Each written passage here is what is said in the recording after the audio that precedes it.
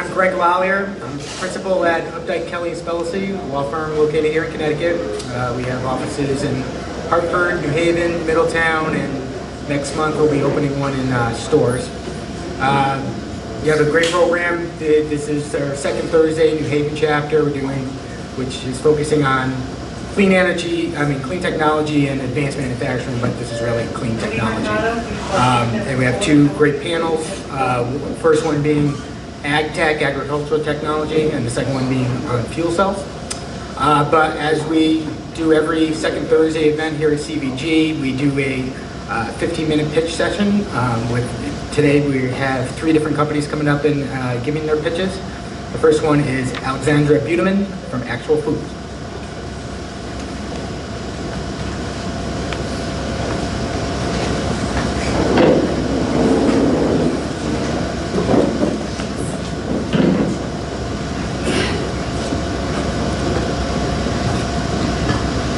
Good evening. My name is Alexandra Buteman, and I'm with Actual Food. We're a New Haven-based technology startup company. And our mission is to make healthy, sustainable eating easy for everyone. So we've built technologies that make it possible for us to offer free same-day grocery delivery at supermarket prices with supermarket selection. The problem that we're trying to solve is two-tiered. On one level, for the mainstream consumer, supermarket shopping is a chore. It's time-consuming, it's tedious, and it's full of small frustrations like waiting in line, wandering the aisles, sitting in traffic. We all have to eat. There's got to be something better, right? Well, if you're lucky enough to live in the right neighborhood, you can order your groceries online and have them delivered to your house. But there's a premium. You pay a delivery fee, there's price padding, the selection tends to be very small, and you have to schedule a time to wait around at home for the delivery guy, often several days in advance. So for most of us, well over 99% of us in fact, the supermarket still makes the most sense. On another level, the problem is much larger. The best way to foster a healthy long-term life is through a good diet. But millions of Americans live in what the USDA calls food deserts, where they don't have access to full-service supermarkets and the fresh food that they serve. And so the corner store, the liquor store, even the gas station becomes the grocery store, and fresh options are limited and expensive. Those of us that do have supermarket access have to contend with the even more insidious and pervasive problem of choice architecture. Choice architecture is the intentional manipulation of an environment to achieve a certain behavioral result. So it's the huge wall of soda as you walk in the store. It's the end-of-aisle display that promotes a snack food. And the supermarkets get money from processed food manufacturers to promote certain products, mostly junk food, that will try to attract your interest, the interest of your kids, make you buy it. It works. And in this context, it's easy to see why 3 of the 4 major killers in the US are chronic diet-related diseases. The solution that Actual Food offers to this tackles both levels. We've built this technology that lets us offer free same-day grocery delivery. At price parity with suburban supermarkets, there's no delivery fee. We can serve urban, suburban, and rural communities. For the customer, you start by ordering groceries online through our search-based platform. Then we fulfill your order using fulfillment technologies we've built that rival Google's or Amazon's in their efficiency at a small fraction of the capital cost. Then we deliver your groceries to a freestanding automated delivery hub in the parking lot of your workplace or of your church or of your community center or of your school, someplace where you are in the course of your day. So picking up your groceries becomes as easy as leaving the office, swiping your credit card in the hub in the parking lot, and picking up your food, which is waiting behind a door that opens automatically for you. So for the mainstream consumer, Actual Food is an invaluable convenience. It saves you time, money, fuel, frustration. But from a bigger picture perspective, Actual Food can solve the food desert problem by bringing fresh food directly into communities that need it most. And on top of that, we're taking on choice architecture. Through a partnership with food behavioral psychologists led by Dr. Christina Roberto of Harvard University, we're designing features on our platform that promote healthier, more environmentally sustainable food choices. The food retail industry is ripe for innovation. We buy furniture, electronics, clothing even, books online. In 20 years, we're all going to be buying our food online too. And the host of companies that are moving into this space demonstrates that we're not the only entrepreneurs that are thinking about this future. But we've built technology that allows us to do what no other delivery service is doing. It serves the mainstream consumer without hitting the pain points in convenience, price, and selection, the three most important considerations. And that means we can actually compete with the status quo, which is supermarkets, where 99% of us still shop. At the end of the day, what we're doing is not just disrupting food retail, we're moving into public health. Because when we can offer easy, accessible, fresh, affordable food to the mainstream consumer, we can also offer her something much more important, which is the best preventative medicine there is. Thank you.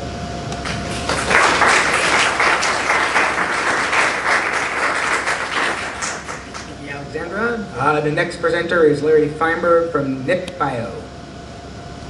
Hi everybody, it's great to be here. Thanks so much for the opportunity to tell you a little bit about my company. I'm Larry Feinberg. I'm the founder and CEO of a company called NIPBio. We are Boston-based, two Harvard technology companies in a row, I guess. We got a little bit of a streak going here.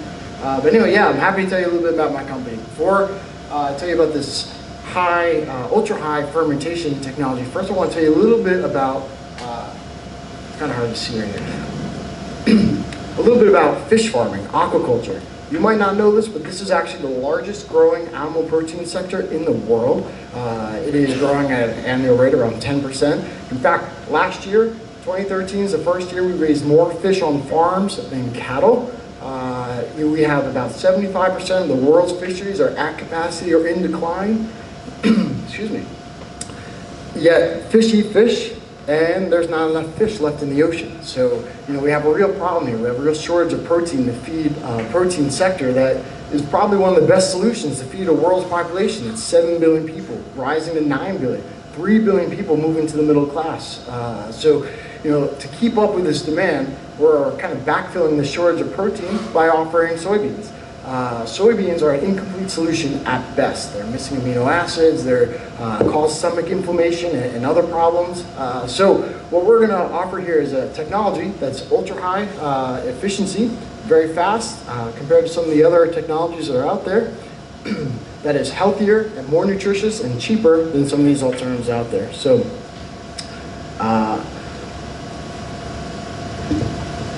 we actually, so the word nip is the word pink backwards. So this is bacteria that grows naturally on the surface of leaves. They have these pigments that are very important for making salmon or shrimp or even flamingos for that matter, pink. You are what you eat, but I also want to point out that maybe you are what you eat, what they eat too, okay? And so that's the case here as well. What we have here is this naturally, this leaf symbiotic organism that we can grow in very high density, and it is so efficient that we can grow it at a cost competitive basis on protein. But it also has these very high value biomolecules like these pigments, for example, which is really important in terms of the immune system and other features for the animal health. So we've actually done some preliminary studies. We have a collaboration with the New England Aquarium, and those studies have gone actually really well. So we'll be publishing some of that data in the next couple of months, and we're ramping up to do a salmon trial pretty soon. We have a great team. My co-founder, Chris Marks, has actually just been scooped away from Harvard. He's now a professor at the University of Idaho. One of my original investors has now come on full-time. Her name is Jess McClear, and she's now our Chief Operating Officer. We have a great team of advisors as well. We have one of the former CEO of a company in Boston called Microbia, which is a pigment-based company, as well as a gentleman from the UK who scaled up a very similar technology actually all the way back in 1980. So we have fantastic advisors, a lot of the key ingredients here. And I would like to add that we're also a Mass Challenge finalist, so I want to throw that in there. Thanks so much for your time. I think I made it within my 3-minute allowance here. Look forward to answering any more questions later.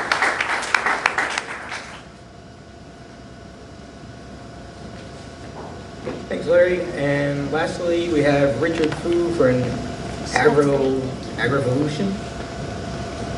It's Aggravation. Good afternoon, ladies and gentlemen.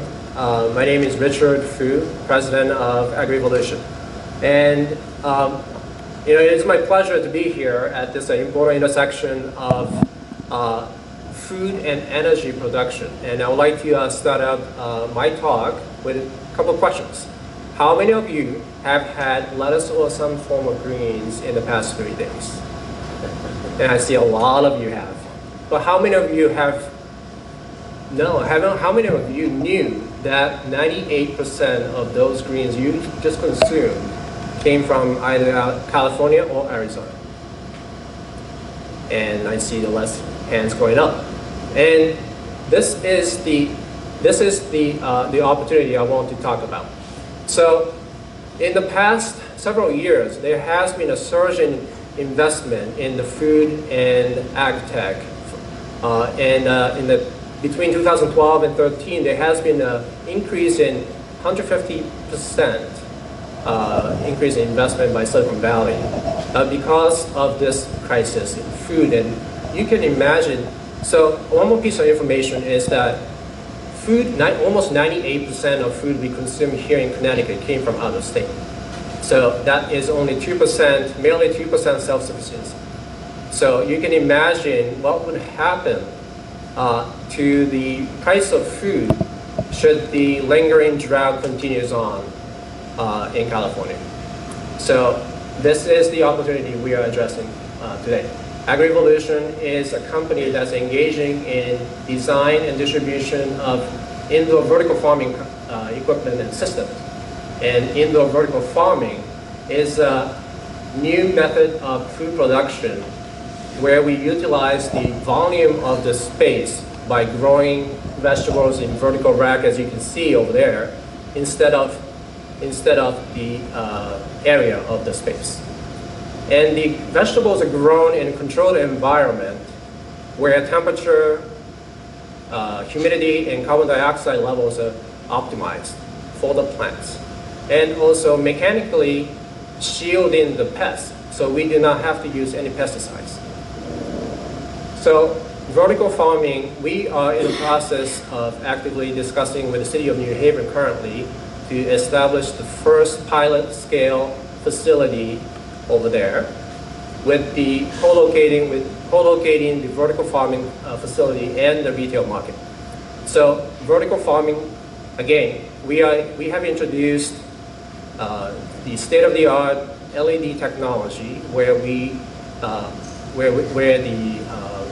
photosynthesis can be maximized through triple band spectrum, as well as we are currently under development is the automation system, cloud-connected automation system, so that the costly labor can be avoided. We are also engaging in a dialogue with the renewable technology companies, such as anaerobic digestion, to reduce the cost of the energy input. So with all these cost reduction and efficiency increase, we will be able to engage the customers directly in the city where the demand is at the highest, and engage the local and fresh buy local movement that is becoming a trend currently. So I invite you today to join this movement, and for any questions, please come see me afterwards. Thank you so much for your time.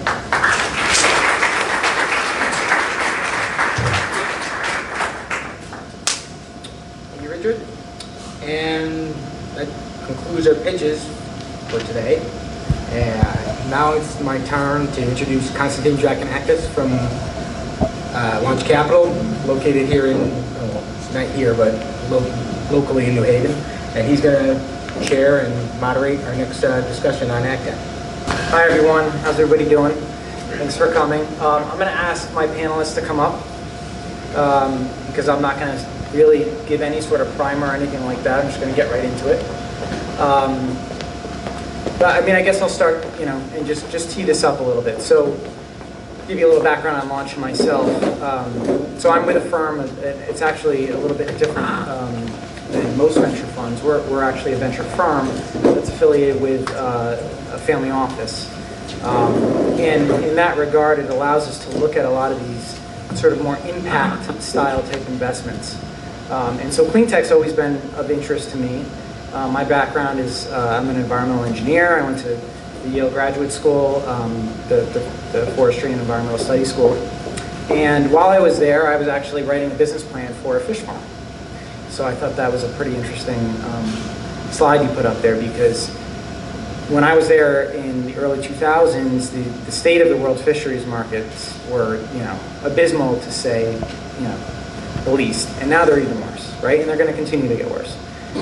And so obviously that leads to food shortages, protein shortages, resources used to grow and clean, et cetera, and just to manage these farms, not just fish farms, but also we're going to see land-based farms.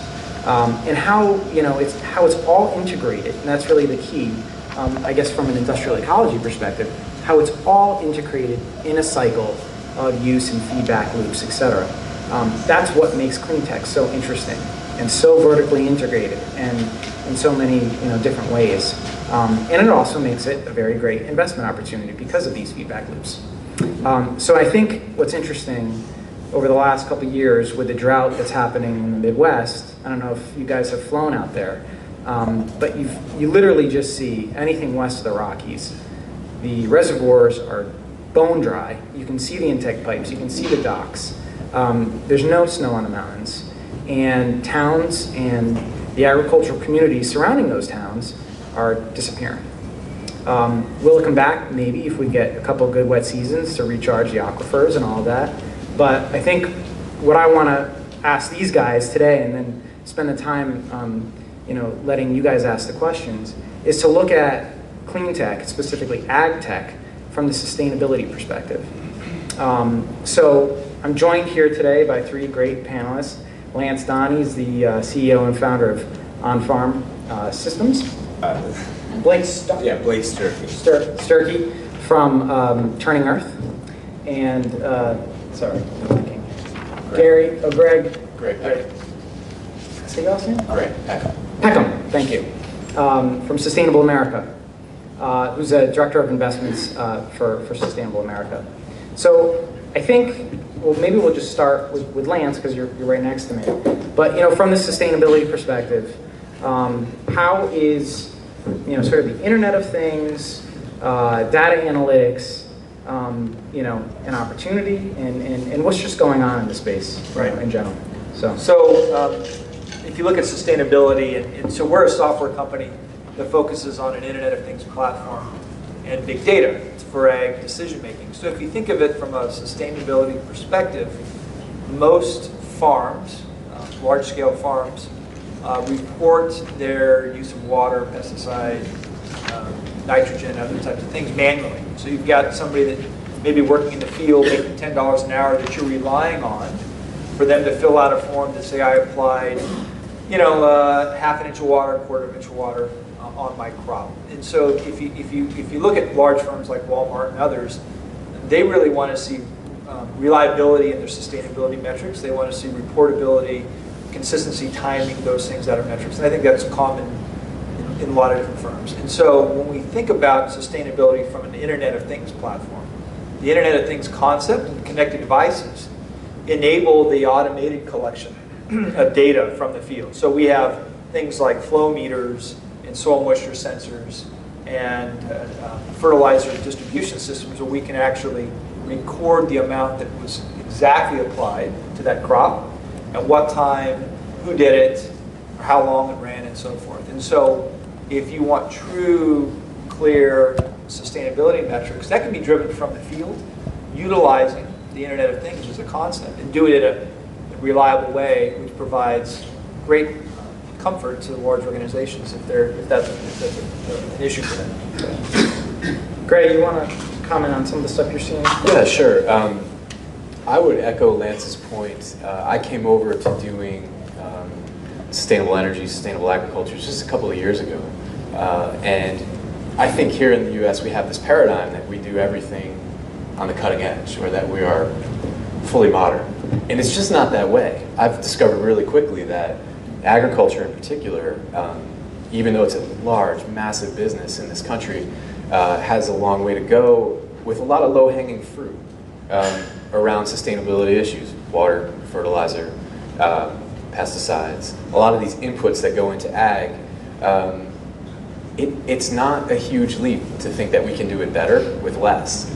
So we've invested in a company along the lines of the Internet of Things that does precision pest awareness. So in a large field, say a cornfield in Iowa, which is just massive compared to what we think of in agriculture here in the US, they're still, the state of the art is to measure pests in their field with sticky traps.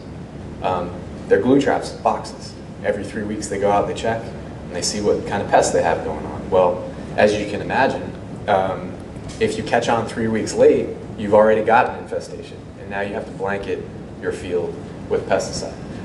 So, you know, the company we invested in has done a lot with automation of that process so that you can get ahead of an infestation. You know within the field itself where that pest problem is, and you do preemptive applications and lower your pesticide use by about 20%.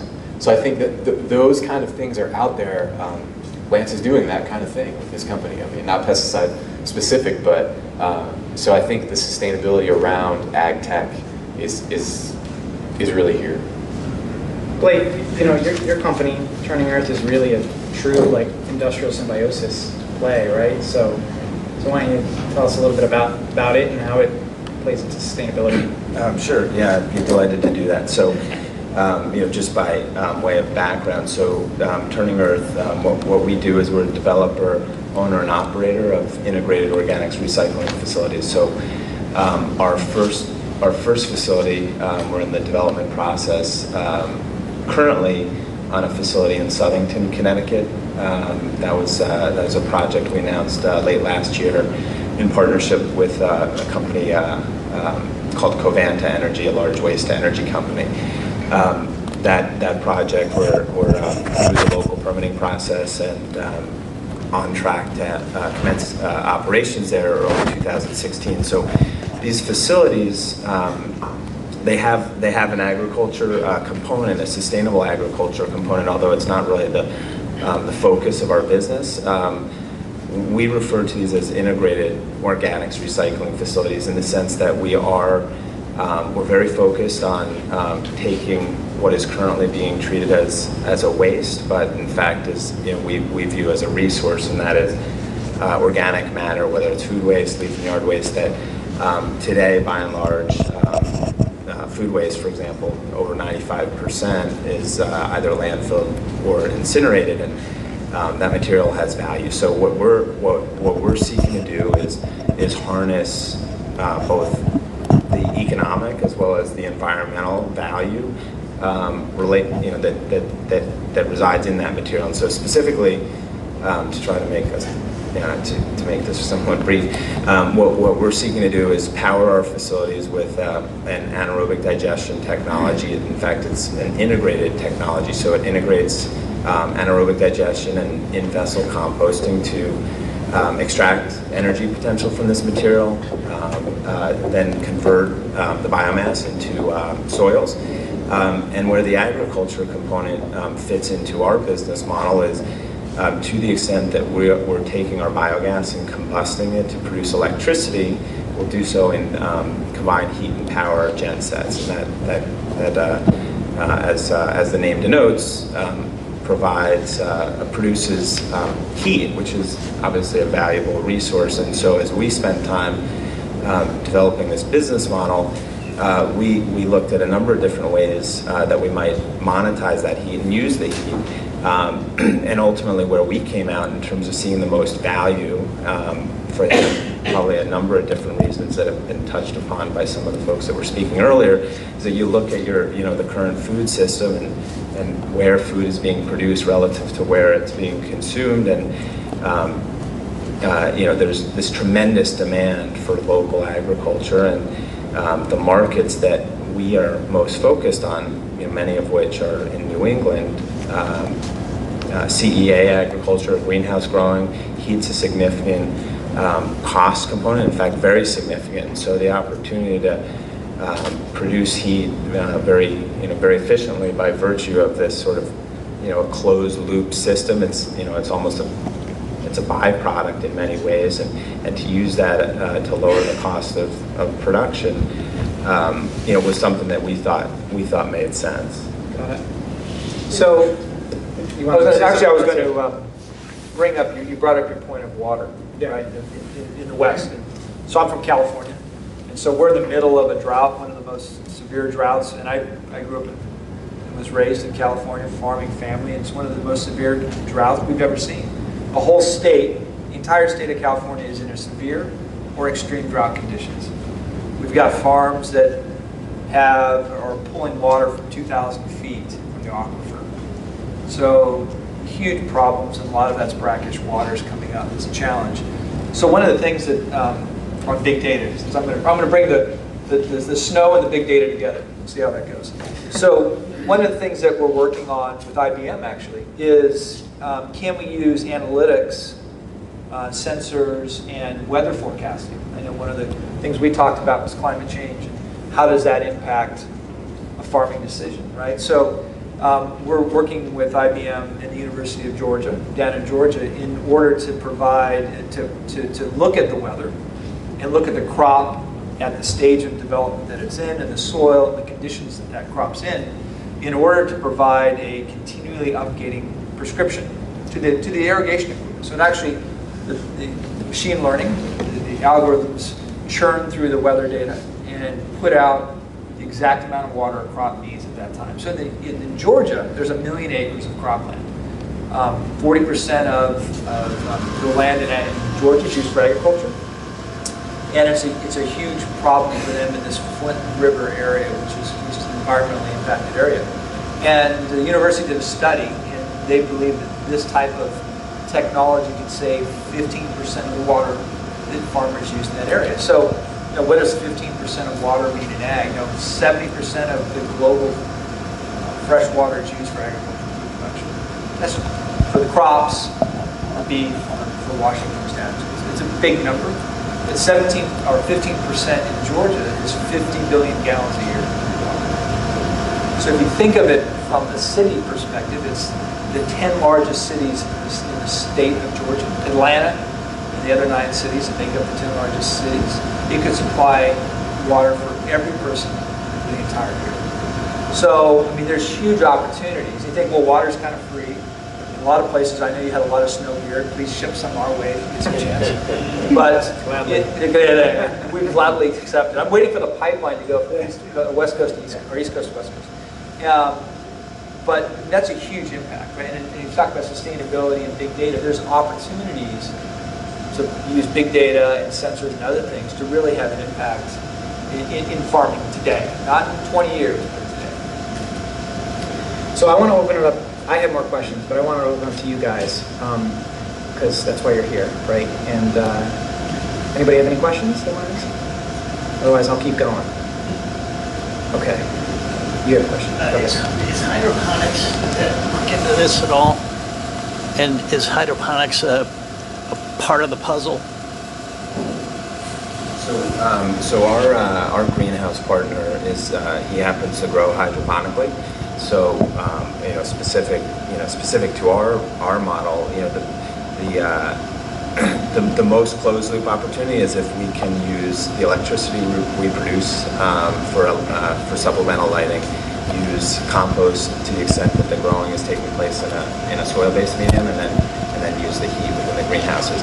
A lot of greenhouse production, I don't know what the statistics are, but a significant amount is done in hydroponic settings. So that's what's going to be taking place in our facilities. Yeah, there's a lot of hydroponic and indoor growing kind of projects going on right now, looking for capital. Many spins on the indoor vertical growing or hydroponics of some sort, looking to take advantage of a lot of the brownfield, inner city kind of buildings and stuff that we have right now, to capitalize on this local food movement. So it's kind of an intersection of a new way to think about agriculture, which isn't that new. Hydroponics has been around for a long time, but they've been seeking the trend. The trend's finally here, where people want to eat food that was grown within 10 miles or 20 miles of where they live. So you're seeing a lot of these kinds of business models. We saw one here today, not exactly hydroponics, but it is hydroponics. See, there you go. So it's, yes, absolutely part of the mix in what's going on in ag. You know, if I might make just one other comment on hydroponics that may or may not be of interest. So one of our board members he was really sort of a real intellectual leader in CEA, controlled environment, agriculture at Cornell. Dr. Albright, and you know, so he's a huge believer in hydroponics, and for the reason that from a data perspective, it's much easier to manage and monitor and control what the plants are eating or are being provided. So it does tie in with, you know, from a data perspective. I would just add one thing, that there's probably, you know, the right fit for hydroponic, the crops, and there's a lot of crops, all the corn, wheat, soybean crops, those are not ever going to be in hydroponic. Those are huge acre crops. That's most of the acreage in the U.S. are those types of crops.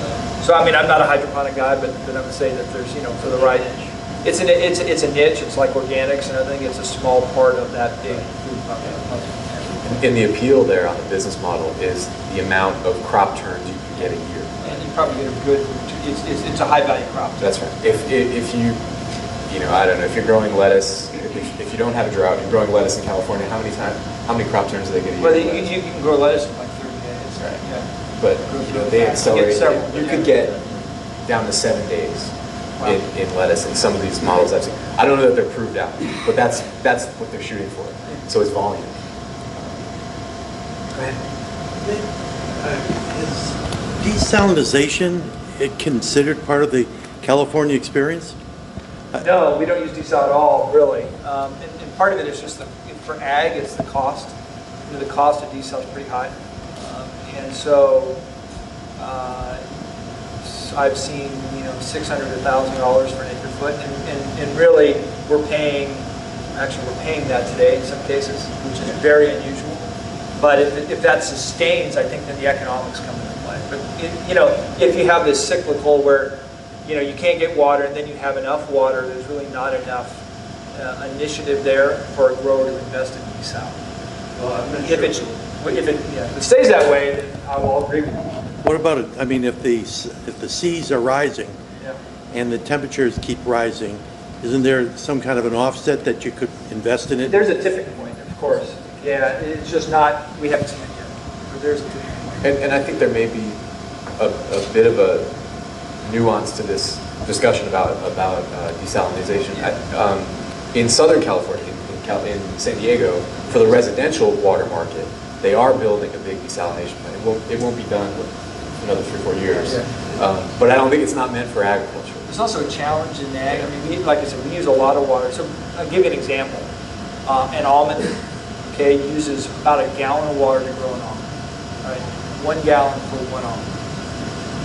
So if you think about, you know, how much water we use in ag, an acre of almonds uses about 4 acre-feet of water. That's about 1 million gallons of water every year for an acre. An acre is about a 1/4 mile on a square. So you've got 11 million acres of irrigated cropland in California alone. That's a huge desal, right? I mean, that's a lot of desal. So I'm sure the economics will work. It's not my space, but just if we look at the cost and available water, you know, we're kind of getting by with what we've got. At some point, you're probably right. I guess the reason I come back at that is, if you look at Israel and you look at 12 along the Red Sea, that someone realized that now they're an exporter of produce, and they're not worrying about running out of water. And if you're closing down cities and towns, it seems like you're going to wait until you got an insurmountable crisis. Yeah. No argument there. We haven't seen anybody move on that. So there's some interesting developments in the water space. There's a membrane company called Nano H2O that was just acquired a few weeks back, right? And I think it was actually a pretty good. It was about a $200 million deal for a membrane company. So there's this.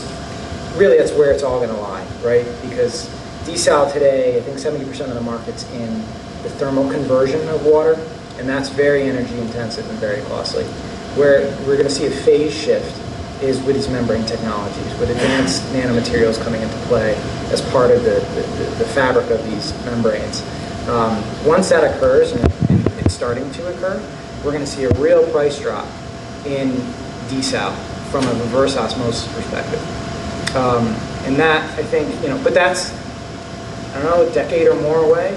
So this is obviously a pretty imminent type of crisis. So it'll be interesting. I think some like Lance's platform on farm, where you can get savings of 15%. That's something that you can do today with IT. And so anyway.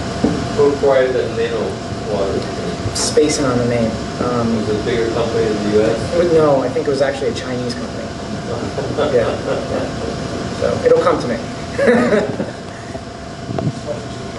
From an investor standpoint, how do you go about discovering potentially commercializable innovations in the agricultural sectors, and how does that differ from how you do that in other industries? Actually, it's pretty much the same. It's really about networking, which is not some lightning bolt answer, but you get out and talk to other fellow investors. You go to the university level and try to see what new innovations are being spun out, so to speak, from universities, and really a lot of it comes that way. Most of it comes from most of what you find comes from the university level, or does it some of it develop in the field by farmers as well?